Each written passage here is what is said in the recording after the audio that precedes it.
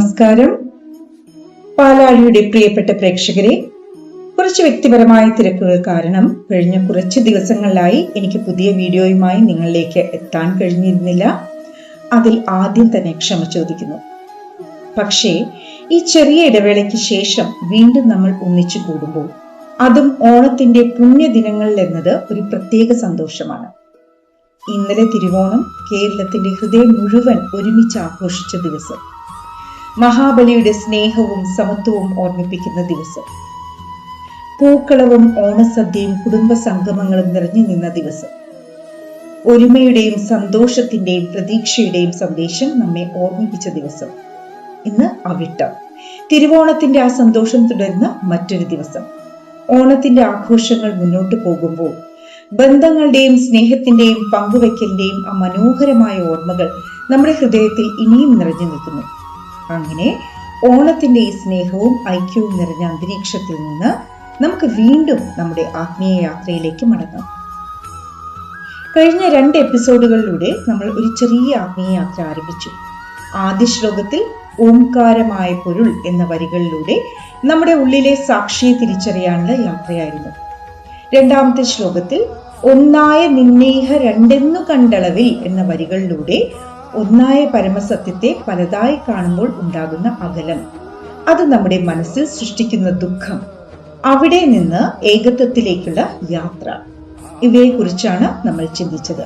ഇന്ന് ആ യാത്രയിലെ മറ്റൊരു ആഴമുള്ള പടിയിലേക്ക് നമുക്ക് കടക്കാം. ആനന്ദ ചിന്മയ ഹരേ ഗോപികാരമണ എന്ന ശ്ലോകത്തിലേക്ക്.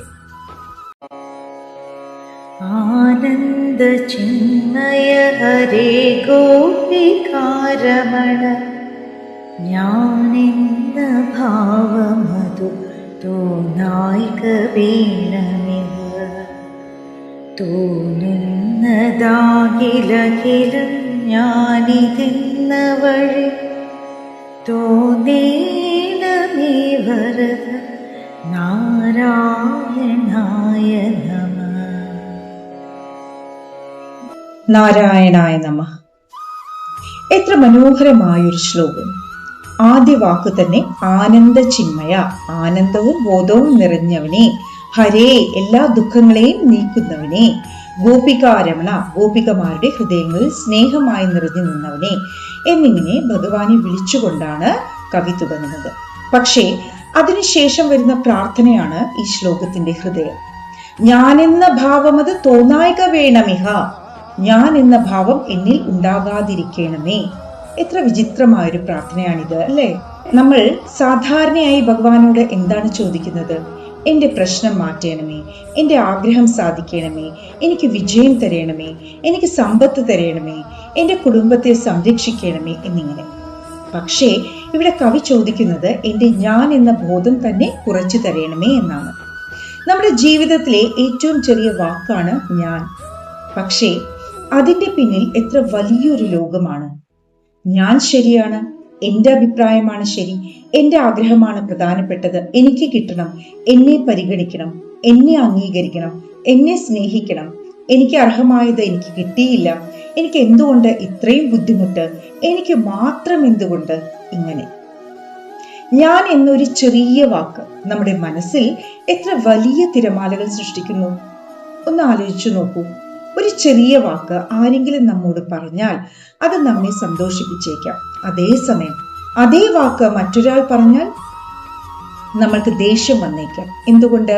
വാക്ക് മാറിയിട്ടല്ല, പക്ഷേ ആരാണ് എന്നോട് പറഞ്ഞത് എന്നതാണ് നമ്മുടെ മനസ്സിനെ മാറ്റുന്നത്.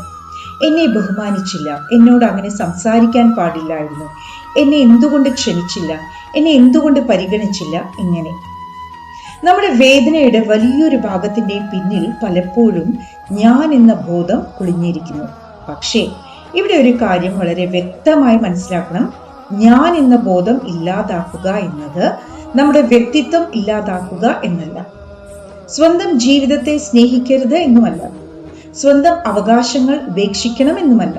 മറിച്ച് ഞാൻ മാത്രം എന്ന ചിന്തയിൽ നിന്ന് എല്ലാവരിലേക്കും ഒരേ ദൈവ ചൈതന്യം എന്ന ബോധത്തിലേക്കുള്ള യാത്രയാണ് ഇത്. ഒരു വീട്ടിൽ പല മുറികൾ ഉണ്ടാകാം. മുറികൾ വ്യത്യസ്തം, വാതിലുകൾ വ്യത്യസ്തം, ജനലുകൾ വ്യത്യസ്തം. പക്ഷേ വീടിന്റെ ഉള്ളിലെ വായു ഒന്ന് തന്നെയാണ്. അതുപോലെ നമ്മുടെ ശരീരങ്ങൾ വ്യത്യസ്തം, മുഖങ്ങൾ വ്യത്യസ്തം, സ്വഭാവങ്ങൾ വ്യത്യസ്തം, ജീവിത കഥകൾ വ്യത്യസ്തം. പക്ഷേ അതിനുള്ളിലെ ജീവചൈതന്യത്തെ കുറിച്ചാണ് ഈ ശ്ലോകം നമ്മെ ഓർമ്മിപ്പിക്കുന്നത്. അതിനുശേഷം കവി പറയുന്നു, തോന്നുന്നതാഖിലഖിലം ഞാനിതെന്ന വഴി. ഇവിടെ ഒരു വലിയ മാറ്റമാണ്. ഞാൻ എന്ന ഭാവം വരരുതേ എന്നാണ് ആദ്യം പ്രാർത്ഥിക്കുന്നത്. പക്ഷേ ഒരിക്കൽ ഞാൻ എന്ന ബോധം ഉണ്ടാകുന്നുവെങ്കിൽ കാണുന്നതെല്ലാം ഞാനാണ് എന്ന തിരിച്ചറിവിലേക്ക് എന്നെ കൊണ്ടുപോകണമേ എന്നാണ് അടുത്ത പ്രാർത്ഥന. ഇതാണ് ഈ ശ്ലോകത്തിന്റെ അത്ഭുതം.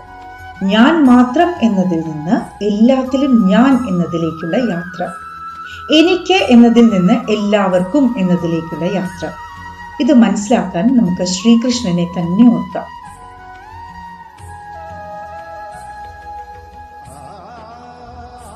കൃഷ്ണൻ ഗോപികമാരുടെ പ്രിയപ്പെട്ടവനായിരുന്നു. അവരുടെ സ്നേഹത്തിന് ഒരു സ്വാർത്ഥതയുമില്ലായിരുന്നു. കൃഷ്ണനിൽ അവർ കണ്ടത് ഒരു വ്യക്തിയെ മാത്രമല്ല, അവരുടെ ഹൃദയത്തിന്റെ ഏറ്റവും ആഴത്തിലുള്ള സ്നേഹത്തെയാണ്. അതുകൊണ്ടാണ് കൃഷ്ണഭക്തി വെറും ഒരു ആരാധനയായി മാത്രം നിൽക്കാതെ സ്നേഹത്തിന്റെ ഏറ്റവും ശുദ്ധമായ രൂപമായി മാറുന്നത്. നമ്മുടെ ജീവിതത്തിലും ഇതുപോലെ ഒരു മാറ്റം വരുത്താൻ കഴിയുമോ? ഒരാൾ നമ്മെ സ്നേഹിച്ചാൽ മാത്രം സ്നേഹിക്കുക, ഒരാൾ നമ്മെ ബഹുമാനിച്ചാൽ മാത്രം ബഹുമാനിക്കുക, ഒരാൾ നമുക്ക് സഹായം ചെയ്താൽ മാത്രം സഹായിക്കുക എന്നതിൽ നിന്ന് അവൻ ആരായാലും അവനിൽ ഒരു ജീവനുണ്ട് എന്ന ബോധത്തിലേക്ക് നമുക്ക് പോകാൻ കഴിയുമോ? അവിടെയാണ് ഭക്തി ജീവിതമായി മാറുന്നത്. നമ്മളിൽ പലരും ചിലപ്പോൾ ചോദിക്കും, ഞാൻ ഇത്രയും നല്ലത് ചെയ്തിട്ടും എനിക്ക് എന്തുകൊണ്ട് തിരിച്ചു കിട്ടിയില്ല? ഞാൻ എല്ലാവരെയും സ്നേഹിച്ചിട്ടും എനിക്ക് എന്തുകൊണ്ട് സ്നേഹം ലഭിച്ചില്ല? ഞാൻ ഇത്രയും പരിശ്രമിച്ചിട്ടും എന്റെ ജീവിതം എന്തുകൊണ്ട് മാറുന്നില്ല? ഈ ചോദ്യങ്ങൾ സ്വാഭാവികമാണ്. പക്ഷേ ഒരു ദിവസം നമ്മൾ നമ്മളോട് മറ്റൊരു ചോദ്യം ചോദിച്ചാൽ, ഞാൻ എന്താണ് നേടിയത് എന്നതിന് പകരം ഞാൻ എന്തായി മാറി എന്ന്, അപ്പോൾ നമ്മുടെ ജീവിതത്തെ കാണുന്ന കാഴ്ച തന്നെ മാറും. കാരണം ജീവിതത്തിന്റെ യഥാർത്ഥ വിജയം എല്ലായ്പ്പോഴും പുറത്ത് കാണുന്ന നേട്ടങ്ങളല്ല. കൂടുതൽ പണം നേടിയോ, കൂടുതൽ പ്രശസ്തി നേടിയോ, കൂടുതൽ ആളുകൾ നമ്മെ അംഗീകരിച്ചു എന്നത് മാത്രമല്ല, ഒരു ദിവസം നമ്മൾക്ക് കോപം വരേണ്ടിടത്ത് ക്ഷമിക്കാൻ കഴിഞ്ഞു, അസൂയ തോന്നേണ്ടിടത്ത് മറ്റൊരാളുടെ സന്തോഷത്തിൽ സന്തോഷിക്കാൻ കഴിഞ്ഞു, വേദനിപ്പിച്ച ഒരാളെ മനസ്സിൽ നിന്ന് മോചിപ്പിക്കാൻ കഴിഞ്ഞു, നമ്മളെക്കുറിച്ചുള്ള തെറ്റായ ധാരണകളെ എല്ലാം തിരുത്താൻ ഓടാതെ ശാന്തമായി സ്വന്തം സത്യത്തിൽ നിൽക്കാൻ കഴിഞ്ഞു. അതാണ് ഉള്ളിലെ വളർച്ച. ഒരു പക്ഷേ നമ്മുടെ ജീവിതത്തിൽ നമ്മളെ ഏറ്റവും കൂടുതൽ വേദനിപ്പിച്ച ഒരാൾ ഉണ്ടാകാം. അയാളെ കുറിച്ച് ഓർക്കുമ്പോൾ ഇന്നും മനസ്സിലൊരു ചെറിയ മുറിവുണ്ടാകാം. അപ്പോൾ അയാൾ തെറ്റ് ചെയ്തു എന്ന ചിന്തയിൽ മാത്രം നിൽക്കാതെ ഒരിക്കൽ നമുക്ക് പറയാം, ഹരിനാരായണ, ഈ അനുഭവത്തിലൂടെ എന്റെ ഉള്ളിൽ എന്താണ് നീ കാണിച്ചു തരാൻ ശ്രമിച്ചത്? അപ്പോൾ വേദന ഒരു പാഠമായി മാറാം, വിരോധം ഒരു ബോധമായി മാറാം, കണ്ണീർ ഒരു പ്രാർത്ഥനയായി മാറാം. അതുപോലെ തന്നെ നമ്മൾ ഒരുപാട് സ്നേഹിക്കുന്ന ആളുകളോടും എന്റെ ആളുകൾ എന്ന ഉടമസ്ഥ ബോധം കുറച്ച് എന്റെ ജീവിതത്തിലേക്ക് ഭഗവാൻ കൊണ്ടുവന്ന അനുഗ്രഹങ്ങൾ എന്ന കാഴ്ചപ്പാടിൽ കാണാൻ കഴിഞ്ഞാൽ ബന്ധങ്ങളുടെ സ്വഭാവം തന്നെ മാറും. സ്നേഹത്തിൽ ഉടമസ്ഥത കുറയും, ഭയവും കുറയും, പ്രതീക്ഷകൾ കുറയും, പകരം കൃതജ്ഞത വളരും. ഈ ശ്ലോകം നമ്മെ മറ്റൊരു മനോഹരമായ കാര്യം പഠിപ്പിക്കുന്നു. നമ്മുടെ ഉള്ളിൽ ഭഗവാനെ അന്വേഷിക്കാൻ ആദ്യം നമ്മുടെ ഞാൻ എന്ന ശബ്ദം കുറയ്ക്കണം. മനസ്സെപ്പോഴും പറയുന്നുണ്ട് എനിക്ക്, എന്റെ, എന്നെ. അതിനിടയിൽ ഭഗവാന്റെ ശബ്ദം കേൾക്കാൻ നമ്മൾ മറന്നുപോകുന്നു. അതുകൊണ്ട് ചിലപ്പോൾ നിശബ്ദതയും ഒരു പ്രാർത്ഥനയാണ്, ചിലപ്പോൾ ഒന്നും ചോദിക്കാതെ ഇരിക്കുന്നതും ഒരു പ്രാർത്ഥനയാണ്, ചിലപ്പോൾ എനിക്ക് അറിയില്ല ഭഗവാനെ, നീ അറിയുന്നു എന്ന് പറയുന്നതാണ് ഏറ്റവും വലിയ സമർപ്പണം. ഇന്ന് നമുക്കൊരു ചെറിയ പരീക്ഷണം ചെയ്യാം. നമ്മുടെ മനസ്സിൽ ഇപ്പോൾ ഏറ്റവും ശക്തമായി നിൽക്കുന്ന ഒരു ഞാൻ കണ്ടെത്താം. എന്റെ അഭിപ്രായം, എന്റെ ആഗ്രഹം, എന്റെ വിഷമം, എന്റെ പ്രതീക്ഷ, എന്റെ വേദന എന്തുമാകാം, അത് മാറ്റാൻ ശ്രമിക്കണ്ട. വെറുതെ ശ്രദ്ധിക്കൂ. പിന്നെ പതുക്കെ പറയൂ, ഹരിനാരായണ, ഞാൻ മാത്രം എന്ന ചിന്തയിൽ നിന്ന് നീ എല്ലായിടത്തും എന്ന ബോധത്തിലേക്ക് എന്നെ നയിക്കണമേ. എന്റെ അഹങ്കാരം കുറയ്ക്കണമേ, എന്റെ ഹൃദയം വിശാലമാക്കണമേ. എനിക്ക് എന്നെ മാത്രമല്ല മറ്റുള്ളവരെയും കാണാൻ കഴിയണമേ, എല്ലാത്തിലും നിന്നെ കാണാൻ കഴിയണമേ. നാരായണായ നമഃ. ഒരു പക്ഷേ നമ്മൾ ഭഗവാനെ അന്വേഷിച്ച് ക്ഷേത്രങ്ങളിലേക്ക് പോകുന്നു, ദീപം തെളിയിക്കുന്നു, പുഷ്പങ്ങൾ അർപ്പിക്കുന്നു, നാമം ജപിക്കുന്നു. ഇതെല്ലാം മനോഹരമാണ്. പക്ഷേ അതിനുശേഷം നമ്മുടെ പെരുമാറ്റത്തിൽ ഒരു ചെറിയ മാറ്റം പോലും ഉണ്ടാകുന്നില്ലെങ്കിൽ നമ്മുടെ ഭക്തി ഇനിയും യാത്രയിലാണ്.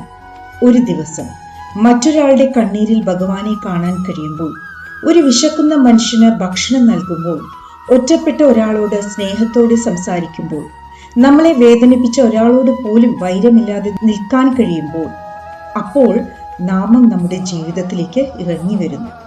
ഇന്നത്തെ ശ്ലോകം നമ്മോട് പറയുന്നത് ഞാൻ ഇല്ലാതാകണം എന്നല്ല, പകരം ഞാൻ മാത്രം എന്ന ബോധം മാറണം എന്നാണ്. എനിക്ക് മാത്രം എന്നതിൽ നിന്ന് എല്ലാവർക്കും എന്നതിലേക്ക്, എൻ്റെ എന്നതിൽ നിന്ന് എല്ലാം അവൻ്റേത് എന്നതിലേക്ക്, ഞാൻ ചെയ്യുന്നു എന്നതിൽ നിന്ന് അവന്റെ കൃപയാൽ ഞാനൊരു ഉപകരണം മാത്രം എന്ന സമർപ്പണത്തിലേക്ക്. അപ്പോൾ നമ്മുടെ ജീവിതത്തിലെ ചെറിയ കാര്യങ്ങൾ പോലും മാറിത്തുടങ്ങും.